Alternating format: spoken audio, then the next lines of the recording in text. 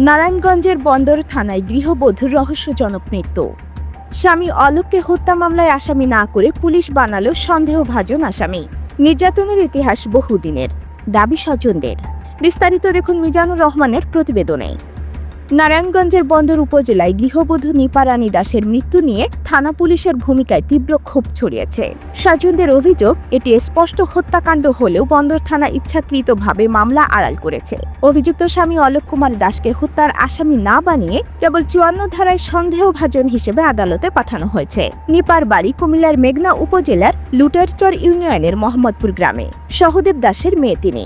২০১৮ সালের ২৯শে নভেম্বর পারিবারিকভাবে বিয়ে হয় ফরিদপুর কোতোয়ালি থানার ভেলাবাজ গ্রামের অমৃত কুমার দাসের ছেলে অলোক কুমার দাসের সঙ্গে। পরিবার জানায়, বিয়ের পর থেকে নিপা স্বামীর নির্যাতনের শিকার ছিলেন। মোবাইলে মাকে কাঁদতে কাঁদতে বলতেন অলোক তাকে প্রতিনিয়ত মারধর করে। গত ৮ই আগস্ট রাত আনুমানিক 12:30টার দিকে অলোক ফোন দিয়ে জানায় নিপা ফাঁসি দিয়েছে।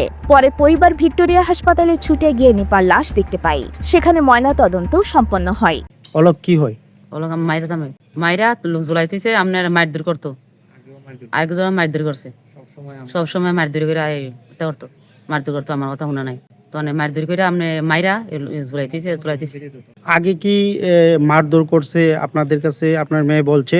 হ্যাঁ, আগে মারধর করছে, আগে মারধর করে আপনার মারধর করছে, দরবার হয়েছে, বিচারও হয়েছে, আপনার কাপিনে কাগজ ফাড়াইছে, বৈরিক বয়সে পালাইছে।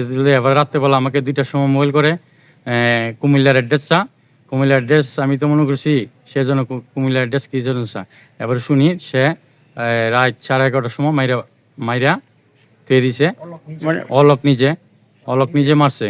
পরদিন থানায় গিয়ে পরিবার অলোকের বিরুদ্ধে হত্যার অভিযোগে এজাহার জমা দেয়। কিন্তু কয়েকদিন পর আবার থানায় গেলে তারা জানতে পারে কোনো হত্যা মামলা হয়নি, বরং অলোককে সন্দেহভাজন চালান দিয়েছে পুলিশ।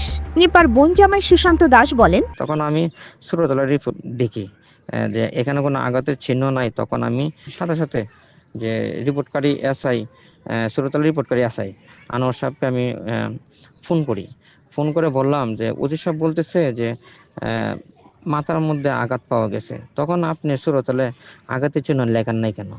সে বলে ওই সময় যারা ছিল অলোক, বাড়িওয়ালা, শরীফ মিয়া, তারা বলতেছে যে লাশ চিন্তিত উঠানোর সময় যে মাথায় আঘাত লাগছে, এই জন্য সুরতলে আঘাতের চিহ্ন আমি লিখিনি।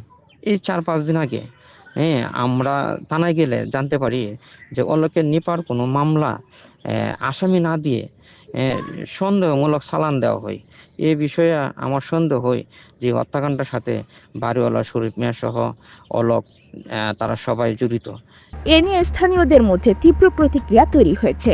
তাদের প্রশ্ন, হত্যার অভিযোগে এজাহার নেওয়ার পর পুলিশ কেন মামলা করেনি, কেন শুধু ৫৪ ধারায় চালান দিল? তারা বলছেন, হত্যার মতো গুরুতর ঘটনা আড়াল করতেই পুলিশ প্রভাবশালীদের চাপে কাজ করছেন।